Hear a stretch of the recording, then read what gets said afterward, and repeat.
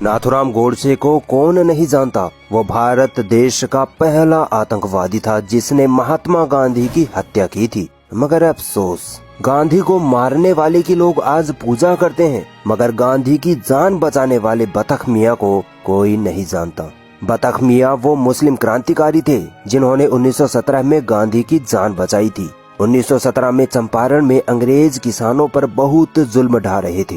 महात्मा गांधी इस समस्या को दूर करने के लिए जब चंपारण गए तो अंग्रेजी अफसर इरविन ने मोतीहारी नील कोठी में महात्मा गांधी को दावत पर बुलाया ताकि किसानों के ताल्लुक से बात की जा सके। बात तो बहाना था, असल में गांधी को मारना था। बतख मियाँ उस वक्त मोतीहारी नील कोठी में एक रसोइये का काम करते थे। जब खाने पीने का वक्त आया तो अंग्रेजी अफसर इरविन ने बतख मियाँ पर दबाव डाला कि तुम एक दूध के गिलास में जहर डालकर गांधी को पिला दो, नहीं तो मैं तुम्हारे पूरे परिवार को जान से मार दूंगा। अंग्रेजी अफसर इरविन की इस धमकी से बतख मियाँ थोड़े सहम गए। आखिर परिवार की जान का सवाल जो था, जहर मिला हुआ ग्लास गांधी तक ले गए, मगर उसी वक्त अपने वतन की वफादारी को याद कर बतख मियाँ ने गांधी के कानों में ये बात बोल दी कि इस दूध में जहर मिला हुआ है, आप ये मत पीना। गांधी जी ने दूध नहीं पिया। अपने परिवार की जान को दांव पर लगाकर एक देशभक्त मुसलमान ने गांधी की जान बचाई थी। गांधी जी की जान तो बच गई, मगर अपने देश के लिए किया गया ये काम बतख मियाँ पर भारी पड़ गया। गांधी के जाने के बाद न केवल अंग्रेजों ने बतख मियाँ को बेरहमी से पीटा और जेल में डाला, बल्कि उनके पूरे परिवार को यातनाएं दी गई और उनके घर को तोड़कर कब्रिस्तान बना डाला। देश की आजादी के बाद सन 1950 में देश के पहले राष्ट्रपति डॉक्टर राजेंद्र प्रसाद ने बतख मियाँ की खैरो खबर ली और प्रशासन को उन्हें कुछ एकड़ जमीन घर बनवाने के लिए प्रदान करने का आदेश दिया। मगर बतख मियाँ की लाख भागदौड़ के बावजूद प्रशासनिक सुस्ती के कारण वह जमीन उन्हें नहीं मिल सकी और गरीबी की हालत में ही 1957 में बतख मियाँ का निधन हो गया। भारत को आजाद कराने वाला वो मुस्लिम क्रांतिकारी जिसने इनकलाब जिंदाबाद का नारा दिया था, आज दुनिया उसे हजरत मोहानी के नाम से याद करती है। यूं तो हजरत मोहानी शायर थे, मगर सीने में देशभक्ति इस कदर कूट कूट कर भरी थी कि जब भी बोलते, जब भी कुछ लिखते तो अंग्रेजी हुकूमत के खिलाफ लिखते और अंग्रेजों के जुल्म ज्यादती को कभी बर्दाश्त नहीं करते। ये वही मुस्लिम क्रांतिकारी थे जिन्होंने भारत के इतिहास में सबसे पहले सन 1921 में पूर्ण स्वराज यानी अंग्रेजों से पूरी तरह से आजादी की मांग की थी। बाल गंगाधर तिलक के साथ मिलकर इन्होंने अंग्रेजों के खिलाफ विद्रोह खड़ा कर डाला था, जिसकी वजह से अंग्रेजी हुकूमत ने कई बार हजरत मोहानी को सलाखों के पीछे डाला, मगर हजरत मोहानी फिर भी न डरे और अपने देश को अंग्रेजों से आजाद कराने की मुहिम में जुट गए। हजरत मोहानी कॉलेज के वक्त से ही अंग्रेजों के खिलाफ थे। उनका मानना था कि भारत पर अंग्रेजों का कोई अधिकार नहीं है, अंग्रेजों को भारत छोड़कर जाना ही पड़ेगा। एक तरफ गांधी जी जो अहिंसा से अंग्रेजों को देश से निकालने में जुटे थे, मगर दूसरी तरफ हजरत मोहानी का मानना था कि इन अंग्रेजों को मार पीट कर इस देश से खदेड़ना चाहिए। हजरत मोहानी की इसी दिलेरी की वजह से अंग्रेज उनसे खौफ खाते थे। हजरत मोहानी ने एक मैगजीन निकाली, उर्दू मोहल्ला, जिसमें वो जंग आजादी की हिमायत करते और अंग्रेजी हुकूमत के खिलाफ लिखते। हजरत मोहानी के नाम पर भारत पाकिस्तान में कई चीजें, कई सड़कें और इमारतें भी बनाई गई हैं। 1857 की जब क्रांति छिड़ गई थी, तब उत्तर प्रदेश के मुसलमानों में देशभक्ति का ऐसा जोश पैदा हुआ कि शामली के थाना भवन इलाके में मुसलमानों ने अंग्रेजों के खिलाफ जंग का ऐलान कर डाला। मुसलमान अपने देश को बचाने के लिए अपनी जानें कुर्बान करने के लिए तैयार हो गए। शामली का युद्ध मुसलमान और अंग्रेजों के बीच लड़ा गया और इस युद्ध में मुसलमानों के लीडर थे मौलाना इमदादुल्लाह महाजर मक्की।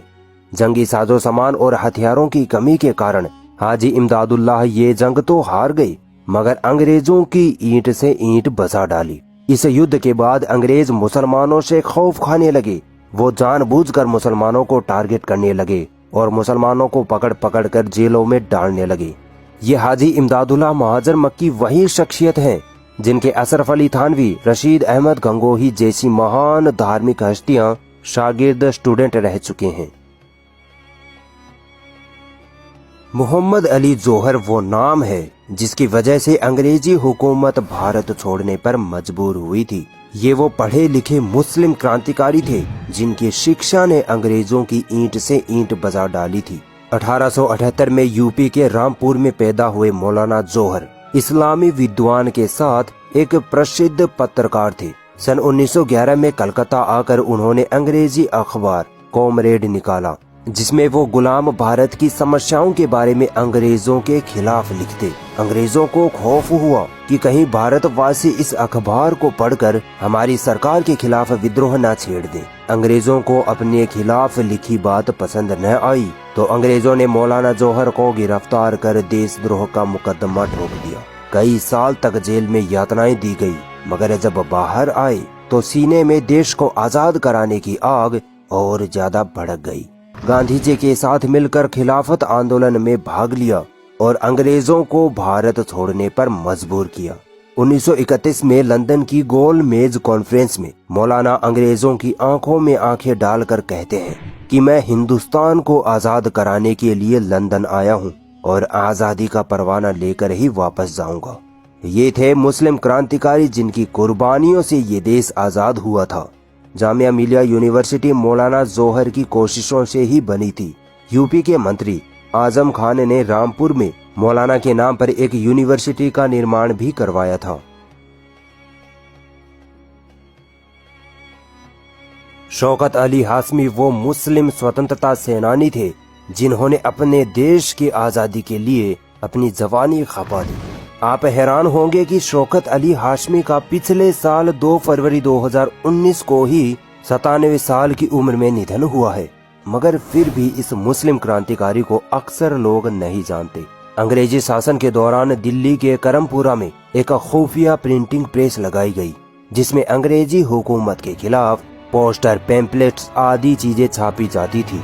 ये काम बहुत ही खुफिया तरीके से किया जाता था।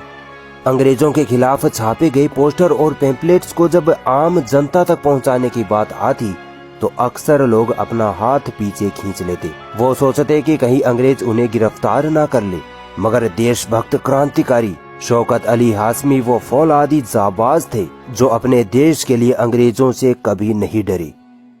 शौकत अली ही अपनी जान पर खेलकर इन पोस्ट और पैम्पलेट्स को एक जगह से दूसरी जगह तक आम जनता तक पहुंचाते।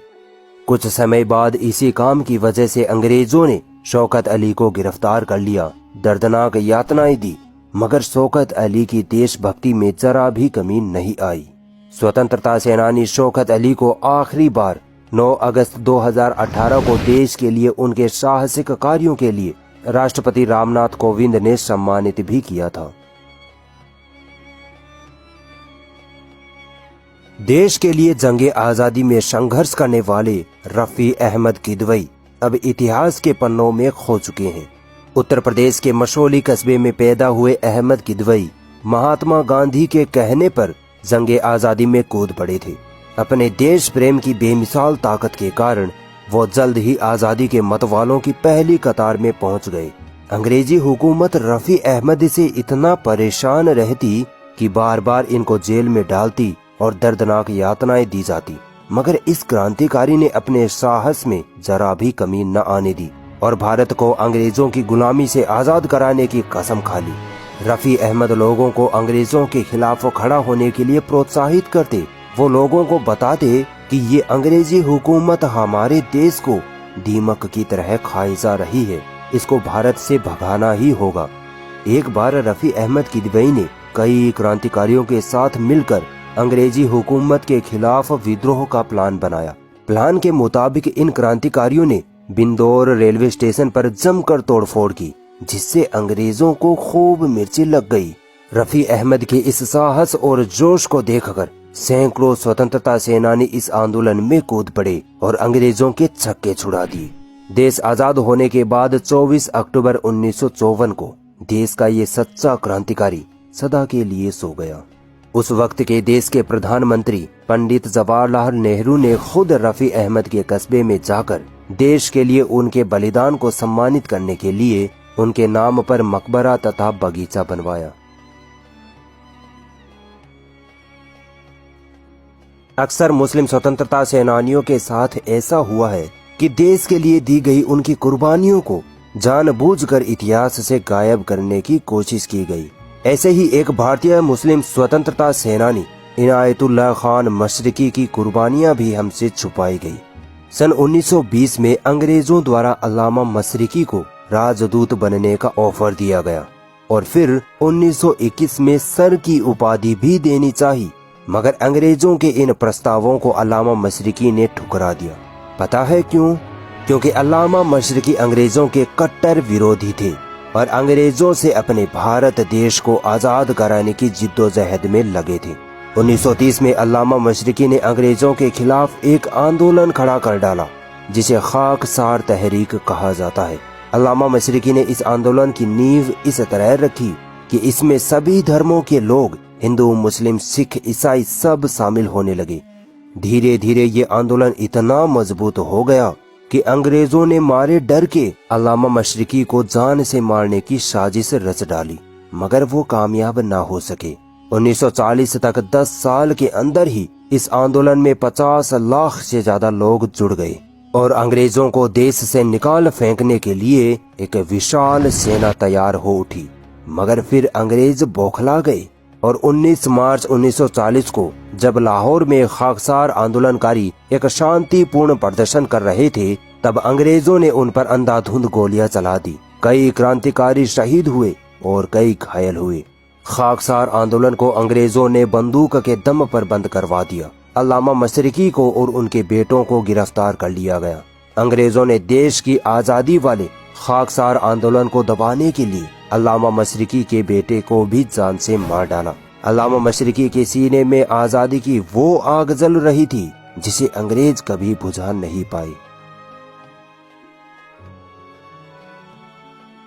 फजले हक खैराबादी 1857 की क्रांति के वो महान मुस्लिम क्रांतिकारी थे जिनके सिर्फ एक फतवे ने 1857 की क्रांति में ऐसी जान फूंकी कि पूरा मुल्क एकजुट होकर अंग्रेजों के खिलाफ खड़ा हो गया। ये मुस्लिम धर्मगुरु थे।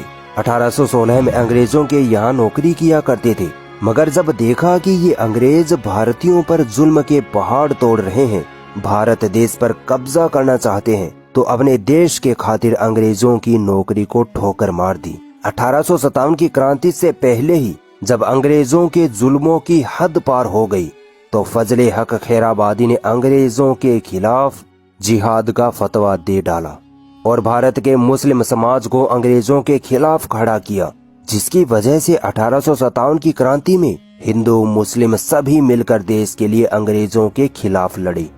अंग्रेजों को जब पता चला कि फजले हक खैराबादी ने हमारे खिलाफ जिहाद का फतवा दिया था, तब 1859 ईस्वी में मौलाना को गिरफ्तार कर लिया गया। देशद्रोह का मुकदमा चलाया गया। फजले हक खैराबादी इतने बहादुर थे कि अपने मुकदमे के लिए कोई वकील नियुक्त नहीं किया, बल्कि अपना मुकदमा खुद लड़ा। अंग्रेजी जज ने पूछा, क्या तुमने अंग्रेजों के खिलाफ जिहाद का फतवा दिया था? सीना तान के फजले हक खैराबादी ने कहा, हाँ, मैंने ही दिया था जिहाद का फतवा। जज बोलता है, पता है इसकी क्या सजा मिलेगी? फजले हक खैराबादी कहते हैं, अपने देश के लिए हर सजा मंजूर है। इस बात से अंग्रेज इतना गुस्साए कि मुकदमा पूरा भी नहीं हुआ था कि उनको काला पानी की सजा सुना दी गई और अंडमान निकोबार की भयानक जेलों में भेज दिया गया। 20 अगस्त 1861 में उसी जेल में मौलाना का देहांत हो गया।